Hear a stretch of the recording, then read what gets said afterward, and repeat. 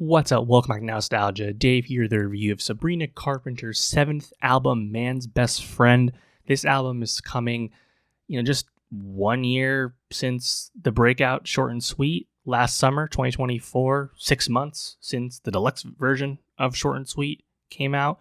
Yes, it's her 7th album, but really it's the 3rd album of her as a fully formed adult artist, and the 2nd since she's become a massive A-list pop star, one of the main forces of the pop girl summer we had in 2024. I was a bit surprised to see an album come out so soon, given that she was extensively touring, well into 2025 off the strength of Short and Sweet.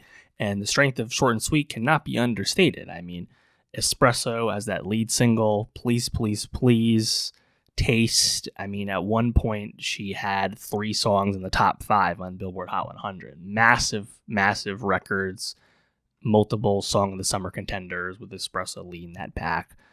Good album cuts as well on that record, like Bed Chem. It was a complete coming out party, and I think a really exciting one in that regard, just because the pop convention that Sabrina Carpenter was bringing to the table, which is fresh and exciting, because it wasn't too long ago we were talking about pop not really breaking any new stars anymore, as veterans continue to linger on the charts and always be around almost by default. And then you have a bright new face like Sabrina Carpenter come out around the same time as Chappell Roan and the same time as Charlie XCX finally getting mainstream recognition at scale. And it's a really exciting time in pop. And now we're back again with another Sabrina Carpenter album, and it's coming with a lot less juice and a lot less hype. And that was kind of, by default, right? It was kind of hard to see it not going this way. I think about the Dua Lipa album that came out last year that just unsurprisingly failed to live up to the previous album's performance and expectation and all that. But with Man's Best Friend, I mean, you have the lead single Man Child, which is doing numbers. We're approaching 400 million streams on Spotify. We're not knocking that. But Espresso is 2.5 billion stream song. We're in a different stratosphere. Sabrina Carpenter's 7th album, Man's Best Friend, does a lot of the things we've come to appreciate about Sabrina Carpenter recently, namely her very frank songwriting, playful, taboo, explicit lyricism, definitely pushing the boundaries farther than most people do in the modern pop landscape. Sabrina Carpenter will speak plainly that she is a girl who has certain needs, and she has a personality that she will imbue into those songs. It's fun music, it's amusing, and it's charming. Is it a bit try-hard this time around? Maybe. I just don't think the songs are quite there this time around. The energy level of what vibe she's going for this time around, it was a bit more throwback than I was expecting. I mean, on more than one occasion, you're like, wow, that is sounding a lot like Dolly Parton. That's just not what I was really expecting from her direction-wise. And I gotta say, working with Jack Antonoff, production-wise, didn't exactly bear fruit. Songs that aren't as up-tempo and as enjoyable as her big hits of last year. On that lead single, Man Child, you have this playful meta bridge. I just find the chorus is kind of less interesting. The chorus just kind of fails the song in a certain sense compared to those verses. And meta is a very common theme with the Sabrina music now. I think Tears, kind of a highlight. I like Man Child for what it is. I said you just have to appreciate it on its own terms, not really compare it to the past stuff, right?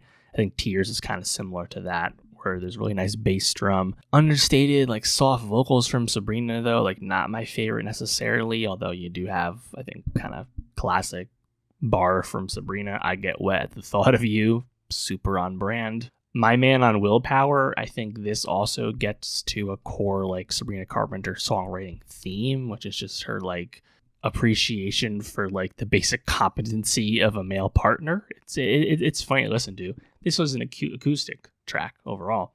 Nobody's Son, this one seems to be taking off a bit on social media. I think the kick drum really saves this song.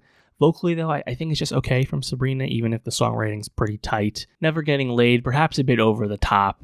The Watch the Fight, You Got a Right Hand line, though, definitely made me chuckle. And I think that's just, again, a common theme. She'll just kind of make you laugh because she'll actually just say it super plainly. When Did You Get Hot? Drums starting to wake up on the album with this track. Fun tempo. I like the kick drum on the chorus. Vocally, I think Sabrina's a bit more free, a bit more loose on this track. lyrically still very much in her mode. Go-Go Juice, though, we go back to acoustic once again, definitely laying on the twang vocally. I think the end is very slow and drawn out, not my favorite overall. Don't Worry, I'll Make You Worry. The snares are super slow on this one. The track overall is pretty slow. It's fine. House Tour, this one has been extensively compared to, peak Madonna in a good way overall. Does it fit the rest of the album? Not necessarily. Would I like more of the songs on Man's Best Friend to sound like House Tour? Probably. It is what it is. That disco flare's still pretty darn good. Yeah, I mean, it's just not an album I think will resonate nearly as much as Short and Sweet. I mean, it's so obvious, right? But also, is there a nonsense on this? We go 2 albums back. I don't think so. I don't think Man Child is on that level. I don't think Tears or Nobody's Son's on that level. Just in terms of the catchiness. Now, there's definitely songs that will fit right into her live set list. She's already performing them. That's good. It's successful in that regard, but just not quite. It's intentionally not quite the way it went last year. Maybe she deserves some credit for trying to do something a little bit different, but I think production-wise, I would have preferred a bit of a different direction. Let me know, though, what did you think of Sabrina Carpenter's Man's Best Friend? How did you feel about this in relationship to Short and Sweet? Are you having a hard time separating the two like me? Let me know. And for more music reviews, more pop reviews, subscribe, and I'll see you next time.